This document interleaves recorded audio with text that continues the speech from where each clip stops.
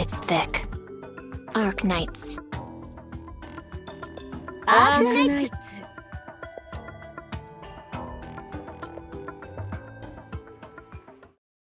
Arknights! Oh dear God. This is not what I had in mind when I said we should play pin the tail on the donkey for your birthday. Doctor, I'm glad to see you spending time with the girls again, but are you sure this was the best idea? Okay. Okay. Uh-huh. Alright. Thanks for handling that. Tell Gravel that I'll be back soon so she doesn't threaten to break Platinum's legs again to assert dominance. What were you saying, Closure? Aren't you worried about Amir getting mauled by her adopted sister? Nah, she'll be fine. Red's not as feral as she used to be. Molto bene. That's more like it. Although that Lupo may be a problem, but I think Texas has it under control. Strength unfettered and unchained. Okay, yeah, she's fine. So long as she doesn't need medical. It's okay, we have our secret weapon. Hey, that tickles. But nah, this is just a nice outing with my favorite deck collector making sure I somehow don't blow it all now that Calcit's loosened the leash a little bit. I still want to know what went down in Colombia that made her go soft on you. Well... You're my what now? Some things are best left unsaid.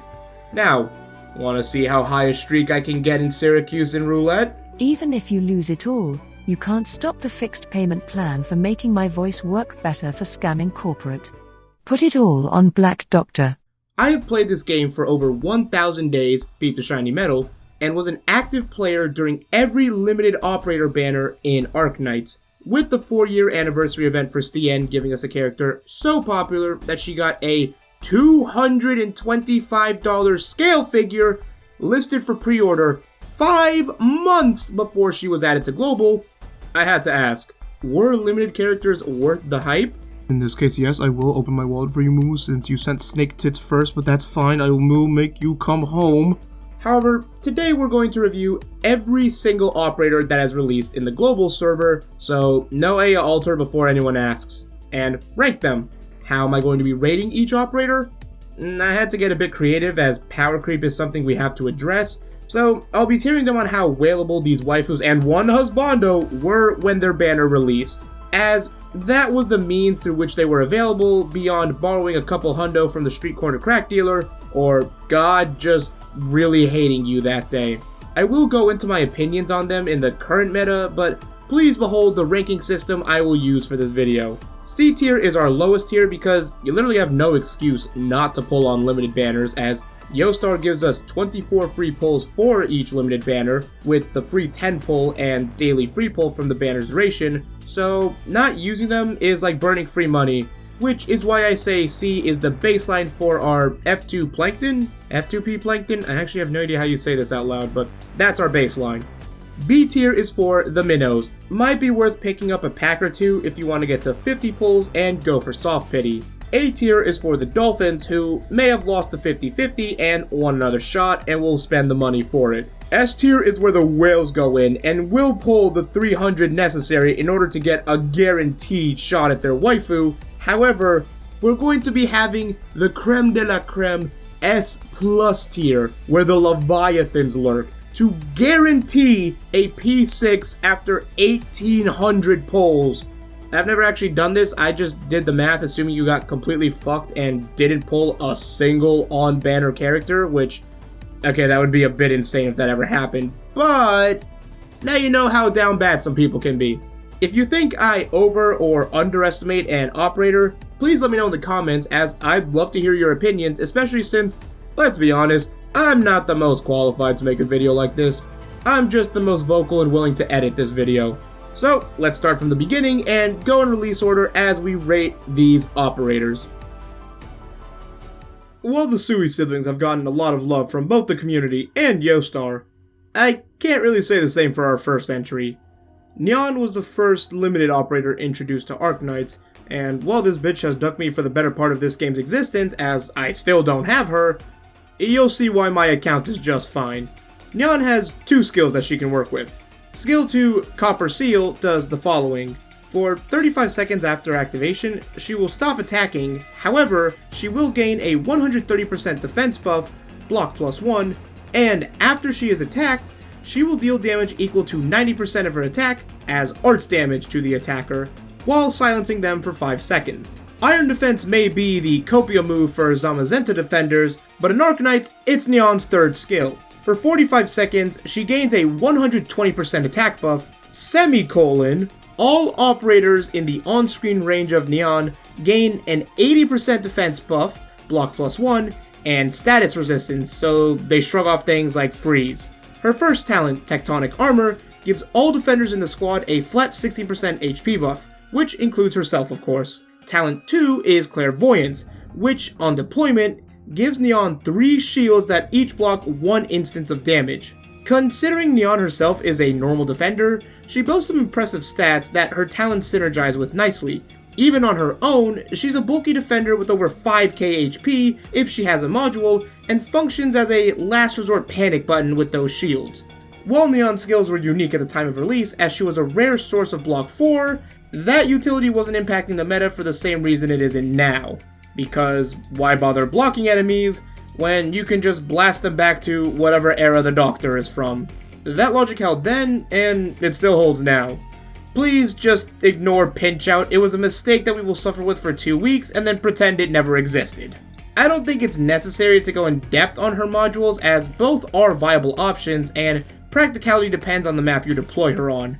I do think it's interesting though how her second module gives her the opportunity to block 5 in regular content, but I can't find a use for this unless your best DPS is Vigil. Just stick to using Hoshi if you have her, hope that her summer outfit gets made into a sexy skin so that she can top lane.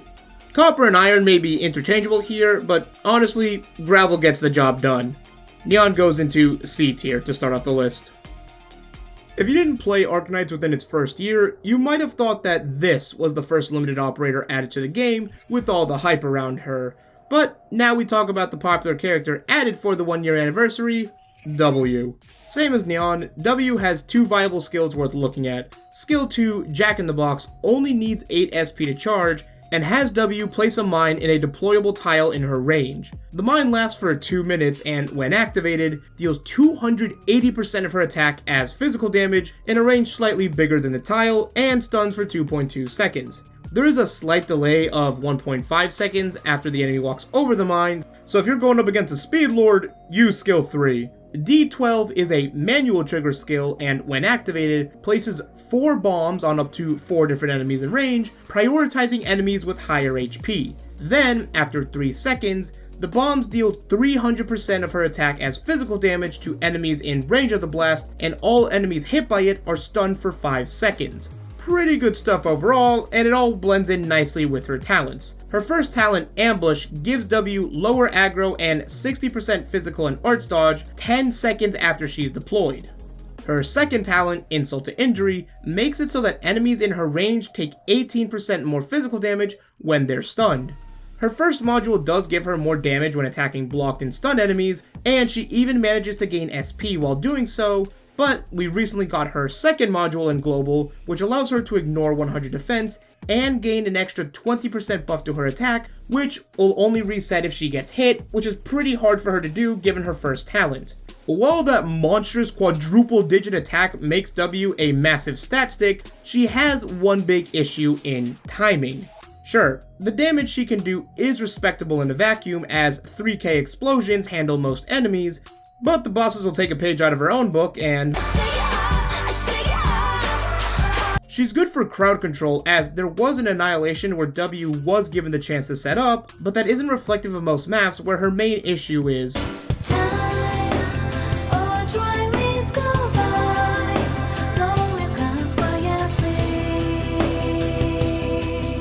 W is a supporter who wants to slow the enemy, but her attack speed is slowed by her archetype, and her stuns are even slower. When it comes down to brass tacks, W's archetype was never the greatest, and since the Roach is too tsundere to change classes, people like me pulled because we're into hot crazy bitches who want us dead. What are you gonna do? Kill me? Joke's on you, I'm into that. C tier as well. Okay, so after talking about an underwhelming sniper, we're now going to talk about another underwhelming sniper. I don't know what they were thinking either. Rosmontis was the game's first flinger, and the gimmick for this archetype is that their attacks deal damage twice, with the second attack being a shockwave that has only half the attack power of the initial strike. When combining this trait with her talents, Armaments of Annihilation and Stable Aesthesia, the 160 defense shred and the 8% attack buff to her and another random caster that's deployed, makes her seemingly low attack deceptively potent. Similar to W, Rosmontis has two skills you can use, but it's not so much an either skill is usable depending on the map we're looking at type of deal. It's a you are using this because you have to situation. It'll make more sense as I explain it.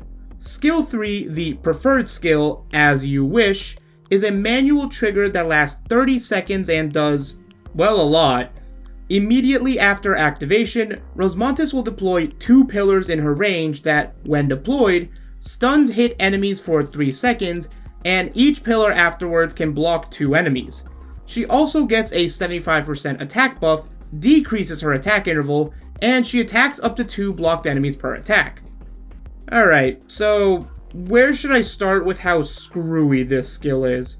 Well, for starters, if there's nowhere in Rosmontis' range that she can deploy the pillars, she just fucking won't, and you miss out on the whole reason you're using the skill, or, better yet, you can deploy the pillars just at the edge of Rosmontis' range, making her unable to attack the enemies they block as they just sit there whacking the pillars. Keep in mind, their placement is random, so RNGesus might decide to screw you unless you position her so perfectly that every tile at the outer rim of her range can't have a pillar deployed on it, which... It's an urban legend that never happened. Her module at least addresses a key issue of this archetype, which is them attacking once every 2 seconds, so yes, W out DPSs her, and even after the module upgrades let her attack thrice, with each blow making 2 shockwaves, yes, W still out DPSs her. To put into perspective how much it sucked to pull Rosmontis on her debut banner, she ended up sharing it with Mudrock, who is a top tier defender to this day, and is as potent now as the game's best defender as she was when she first came out. Rosmontis may have returned to relevancy thanks to Lone Trail giving her tragic backstory some closure that all 8 people who P6'd her knew about, but don't lie to me. Most of you did not know who this literal war criminal was either. Rosmontis, leave the combat to Iffy and take some well-deserved rest. C tier. After a brutal strikeout from the first 3 operators, surely Yostar would have thought to make a powerful operator to push the second Sui sibling added to the game. Right? Well, Dusk is tied to a popular character who may not have been meta, but they've gotta make them a good archetype. Right? So, what class are they exactly?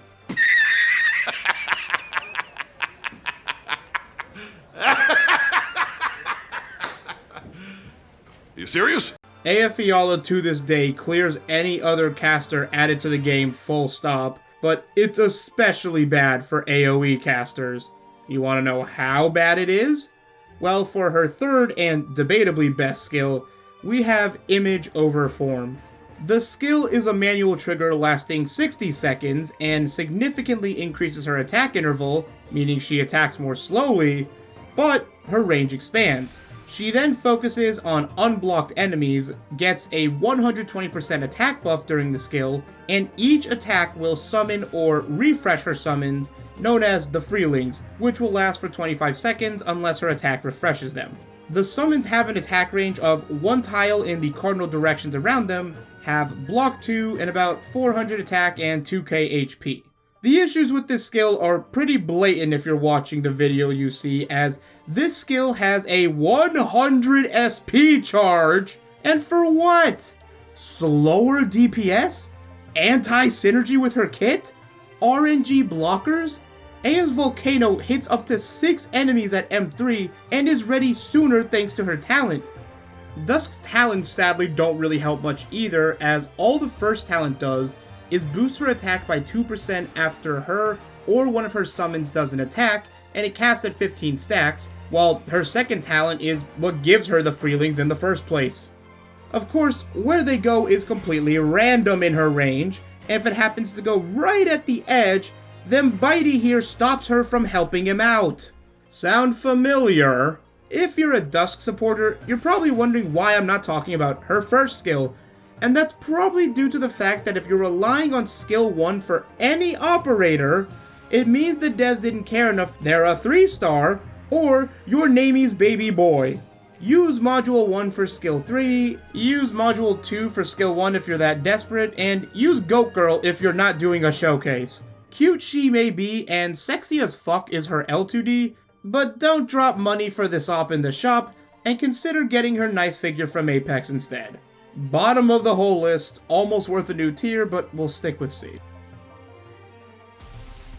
I'm sorry if it sounds like I'm being a bit too negative, as the first few limited operators really weren't worth pulling for, which I would argue is a good thing as it doesn't force people to spend on artificial scarcity, but the next operator here is a special case. Ashe is one of the few true limited operators. Now, what does true limit mean? Well, unlike every other character we've talked about so far, Ashe's banner didn't get a rerun as it was part of the Rainbow Six Siege collab.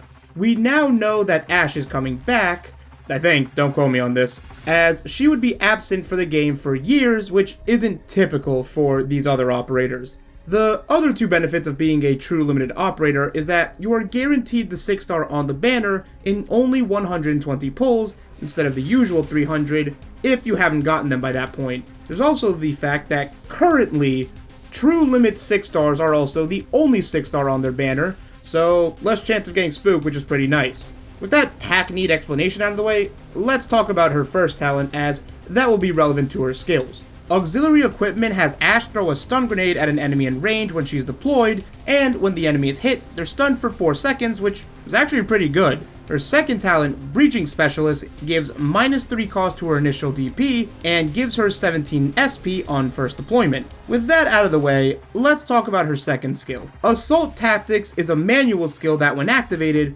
automatically procs her first talent, reduces her attack interval by 80% so she shoots 5 times a second, and increases her attack to 250% when attacking stunned targets. The skill has 31 ammo, and she'll fire a round with each attack, ending the skill when she's out of ammo. Her module gives her more health and attack, while further reducing the DP cost initially by 5, and it gives her a slight attack speed buff when there's grounded enemies in her range. If you've ever wondered what it would be like to use... Yeah, not calling her that. Exia's second skill, it'd be like this, only not as good. Exia is still a powerful operator to this day, but the flexibility of the manual trigger just gives Ashe so much more potential, and while her ceiling is lower than Exia's, you can use Ashe pretty easily without needing to follow a guide. It only took another IP to get the ball rolling, but the trend of mediocre limited ops is over.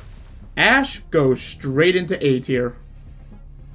This is the point in the timeline where we have reached the release of operators I have previously discussed, and for the following reasons, I'm going over an extremely curated summary of these operators because, well, I've already talked about them before and nothing has changed since my video discussing them, as neither has gotten a module since then, and most importantly, Kyostin still uses them in guides for us beached whales to follow. Scotty the Corrupting Heart is the first altar operator added to the game, and she is a bard who boosts the stats of allies in her range, and the buff is further supported with her skills and little buddies she gets who can go on any tile to provide double buffs or cover a spot she's not at. Skill 2 is passive healing and a stronger sanctuary buff lasting as long as she does, while skill 3 allows for funny clears, providing her allies an obscene attack buff at the cost of probably her life if you don't have a healer supporting her.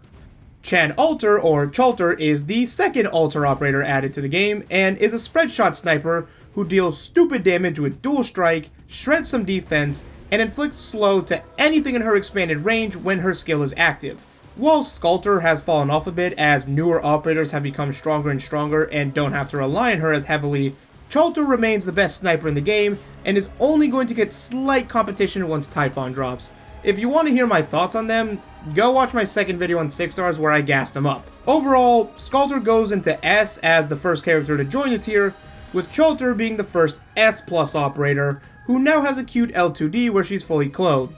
Well, as much as a summer alt allows for at least. Say what you will about me being lazy here, because you're absolutely right. I wish I only had to work a typical 9 to 5, but that LMD don't stack itself, so I'll take all the help I can from these ladies. Casimir's, a fan favorite region with many great characters coming from it, such as Auntie Sophia to my pavement making me want to drag my nuts across it on a hot summer's day. We're gonna talk about the character hyped up in the lore, Nearl the Radiant Knight, better known as... Not using that acronym yet. Nearl in this form is a Dreadnought guard, and before you groan, it's worth noting that each of her skills is genuinely useful if M3'd, and is probably the first decent M9 since, well, Saria. Debatably Surtur though, if you really want to get into it. Just like the previous character we went in depth on, we're gonna talk skill 2. Night Scouring Gleam is a unique skill as it's a passive. If using this skill, Nearl does not use a deployment slot. After deployment, she gains a 160% attack buff and 4 shields, which work exactly like Nian's. After the skill's duration, NTR, okay there I said it,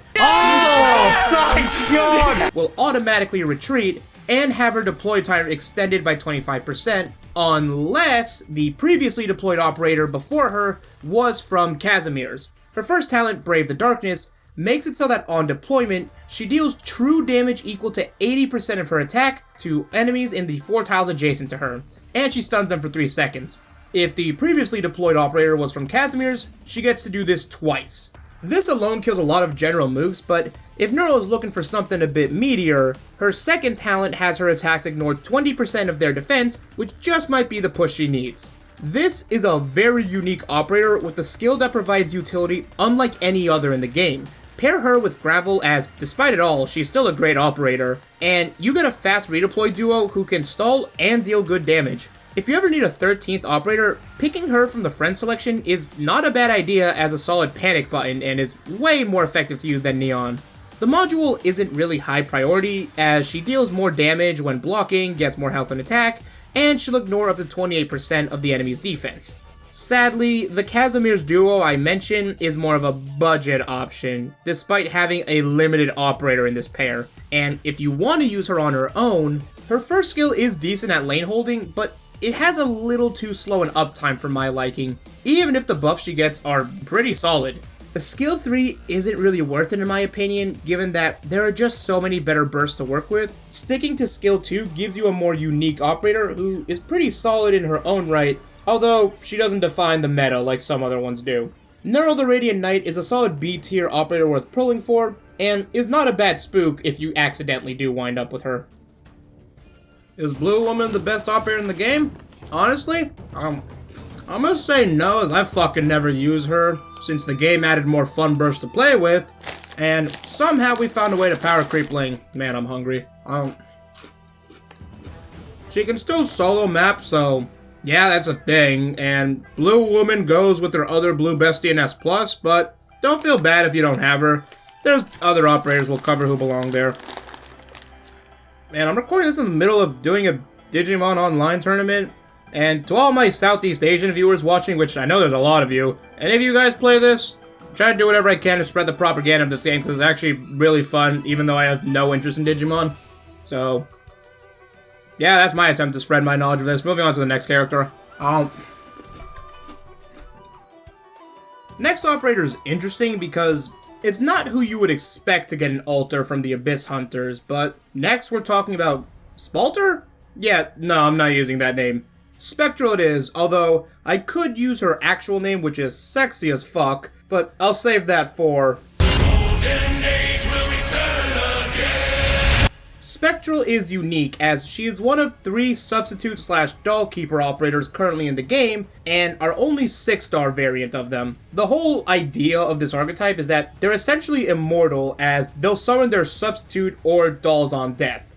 And the dolls will stay active for 20 seconds in this case, and it'll resummon the operator to repeat the cycle anew. For this, I'll go over her talents first as they're integral to her kit. Embrace Self is what lets her summon the substitute, which reduces movement speed by 40% and inflicts 40% of her attack as arch damage per second to all enemies within a tile radius of the doll. The second talent is just a 20% HP buff to all Abyssal Hunters, but this does include herself, which is something worth noting. Spectral has 2 worthwhile skills. Thirst to Survive is her second skill that, when activated, lasts for 20 seconds, gives a 130% attack buff, a plus 50 to her attack speed, and just like her second skill in her base form, she becomes invincible and will not summon the doll until the skill is over. Okay, so if you're looking at this and thinking, well, why not just use base Spectre since you probably have her P6 and potentially maxed out? Well, I and the rest of the fanbase agree with you, and we're also underwhelmed with this kit at launch. Sure, the first module beefs up the doll, gives Laurentina some SP on return, and grants some extra stats, but maybe it's not best to rely on your thirst to survive, as that leaves you broke in this era. No, dear viewer, it's pressure that makes diamonds, and it's why we're covering skill 3 in greater depth. The pressure to survive does make Spectral attacks slower, but she gains the AoE of her base form, a whopping 260% attack buff, triples her health, and deals 70% of her attack as extra physical damage when attacking enemies with more HP than her. Otherwise, she'll lose 3% of her health per second. The second module buffs this skill further by giving more stats and giving her more SP gain so that she can better fuel her pizzeria. Overall, I think the kit is fine, but honestly, this altar wasn't needed.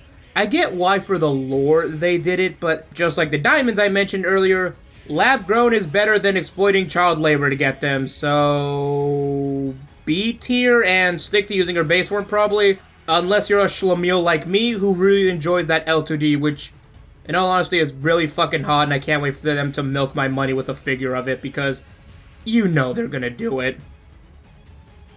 In an absolute galaxy brain move by me, I've already talked about Gavalter, is that the name we're going with? Because that's the one I'm going with. Even though Posey is just a way better operator than she is, but nothing has changed since I talked about her, as that was just earlier this year. And now that Muelsyse is out, the duo can tag team and shred. As for Horse Uncle's name, I have no idea if I've butchered that pronunciation, but I'm just going off of what Proviso says in her EN recordings. We will most definitely talk about him if I do make a part 3 to my top 10 operators thing, but overall, he's a very strong operator whose next L2D has me down so atrocious, and everything I said applies to Gavalter as well, so S tier? Yeah, I think S tier is pretty good when you synergize with one of the top 5 operators in the game. Alright. Sugi no operator. You know, normally I can use my trilinguality to try to come up with a funny transition for this part, but unfortunately, despite Italian similarities to Spanish, this one falls out of the area of expertise, but you hear the music. And while you may be traumatized from how garbage Vigil is, we're not talking about him. Instead, we're talking about Lapland's Kudere girlfriend, Texas the Omertosa, which, fun fact, the word apparently refers to women who don't talk about mafia actions, and yeah, that fits Texas to a T, in all honesty. Tex Alter has 2 skills that are equally useful, but depending on the map you're on, there's gonna be a better one between them. All of her skills have passive effects, as she is a fast redeploy, and an actual one unlike NTR. There's nothing wrong with fake cake, but you just can't beat the genuine article. Her second skill, Unrelenting Downpour, lasts for 10 seconds after she is deployed and will immediately deal 240% of her attack as arts damage and inflict a 30% res debuff in a 1-tile radius around her. Texas then gets Dual Strike, deals arts damage, and gets a 55% attack buff for the duration of the skill. This is a solid burst that can deal the finishing blow as needed to an enemy. However, skill 3 is the default for smooth brain operators like me for the following reasons. Torrential Sword Rain only lasts for 8 seconds, however, on deployment, she will immediately deal 165% of her attack as arts damage twice in a 1-tile radius around her, stun all targets hit for 2 seconds, and then her swords will remain in the corners of the range and hit targets every second for the remainder of the skill for 130% of her attack as arts damage and stun them for 0.2 seconds. I have no idea how Future Me is gonna condense that skill on screen, but this is the go-to skill for Tex Alter as it does good damage and the stun provides very good crowd control. Her first talent, Texas Tradition, gives her 20% attack during her skill's duration, and when she defeats an enemy for the first time, she will fully heal and reactivate her passive as if she were just deployed. Texas Swordsmanship, her second talent, gives her an attack speed buff and reduces the damage taken by 25% before she gets her first blood. Her module, Blueberry and Dark Chocolate, which honestly sounds delicious and makes me hungry again, gives her some extra health and attack. What else is new? But she also increases the attack buff of Talent 1 to 28% and gives another 10% if there's no one adjacent to her when deployed. This alter brings Texas back into the meta and has her fucking shatter it with a tsunami of swords, which is then run over by Lapland driving a crazed truck, which will then blow up a minute after she walks out of it, as it is loaded with 100 kilograms of TNT. Overtuned, run saving, bursts more consistent than Surtur. Man, if this belongs anywhere else other than S tier, I don't want to know where it is. Well, past me, your dumbass forgot to say it was S+, as that's where we're putting her. Soon after Tech's alter dropped, we return to Yostar's Darling Dozen as we are looking at the eldest Sui sibling, who had a ton of hype and promotional stuff around him that made him look so badass. We now ask, as the first limited male operator, yeah, this is the first guy we're talking about in this video, by the way, did Chongyue live up to the hype? That depends on a question I'll ask later. Chongyue's primary skill is skill 3 and is Anata. This is a manual trigger for only 8 SP, and after the man charges up with his fist, he deals 380% of his attack as physical damage to the target and anything in the range on screen. After you use the skill 5 times, his attack range expands to that image permanently, he will gain dual strike, and you don't gotta keep tapping on him like you do Saga, as the skill will auto-trigger from then onwards. Oh, and the damage from the skill activates twice. I don't really know how that synergizes with the dual strike, but it sounds good. His first talent, An End to War, gives him a 23% chance, oddly specific I know, for his normal to deal increased damage to the hit target by 65% for 2.5 seconds, making it just better than Mountain Skill. His second talent, All Our Guests, gives him 3 SP when he defeats an enemy, letting him charge his skill way sooner, but not as soon as Mountain, considering 5 procs ain't beating 5 SP no matter how you slice it. I guess punch it in this case. Chop it? So, let me ask the question that I alluded to at the start of this segment. Does Chongyue live up to the hype? Well, do you have Mountain? Because if you do, honestly, you don't really care about this man as he's just worse. If you didn't have Tony the Tiger though, then you're probably loving this guy. Chongyue is the new age Ifrit in that if you can find the opportunity to use him optimally, no one else is coming close to matching this man's utility. His DPS is insane when used correctly, but he has one critical flaw that keeps Mountain on top, and that's his lack of sustain. While waves of mooks crash onto him, Chongyue is going to struggle as his skill scales very poorly with defense, so he's not going to do much outside of this. Yostar's response to Zhongli making people realize they're into men dressed in brown who forfeit their immortality may have been well received, but he's not really earth-shattering, so I'm gonna put him in A tier. Alright, it is time to summon the hunters. For we have beached whales to slaughter as they're all drained from having pulled for this yassified 2-star. We have Yato donning the Kirin R armor set. I have no idea if that's what you're supposed to call it. I am a fake Monster Hunter fan, okay? I've only really played Tri on the Wii, and I never got past the Royal Ludroth. Hopefully, Yato can give me some tips, as she must know something with that kind of muscle definition on her. Just like Tech's alter, we've got another fast redeploy where both skills 2 and 3 are viable. Skill 3 is the more situational one this time, as Mid-Air Spinning Blade is a passive that has Yato alter rush ahead 2 tiles, doing an AoE that hits for 300% of her attack per each tile moved, and every time she hits something, she will extend her attack to another tile, capping at 5. And, just like the name suggests, Yato can hit aerial enemies when this skill is active. It's a skill that can annihilate a wave of enemies in seconds, so while this has the higher DPS potential, skill 2 is the boss killer.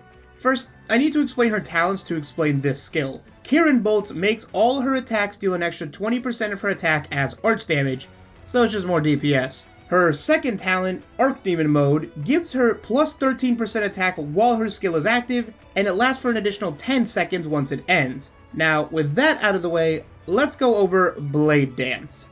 The skill amplifies her first talent effect by 250%, increases her attack to 150%, gives her a taunt, and has her deal a literal 16-hit combo. Considering Yato's module pushes her to over 700 attack, increases her second talent to give her an extra 20% attack while her skills are active, she is a delete button, regardless of which skill you use. Remember how I said that Gravel and NTR were your outclassed budget option? Kirin Yato and Chalter are why. Having either of these units gives you more cheese than the average Wisconsin household, but when you have both on the same squad, you'd have to screw up harder than this idiot to fuck up the map. A key part of both of their modules that I left out was how they refund most of their DP when retreated. Again, if there's something beyond S+ tier, Yato Alter belongs in it too, as you really only need to build a few choke points with some defenders and medics, and you can go to town with these two. Just like Chalter, Kirin Yato is an easy S+ tier operator. Now, since I took way too long to make this video and didn't get it out before Lone Trail ended, or even Pinch Out, we have one last operator to talk about because I will get this out before Aeon's Wire Alter drop, and that's Muelsyse.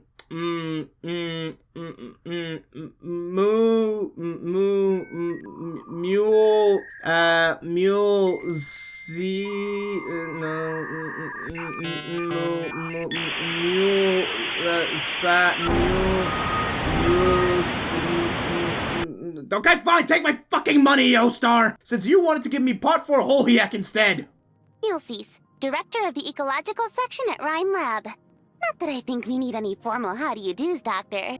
Cian's Elf Waifu is the first 6-star tactical vanguard, meaning she's the same archetype as Black Knight and Beanstalk. We'll need to cover her summon first, as it's integral to how she functions. Her first talent is what allows her to use said summon, which lets her create a copy that will have the same block count, attack speed, and damage type, while taking 90% of one of your operator's stats. The effects of each operator will vary depending on the skill, for which Muelsyse is a viable M6 target.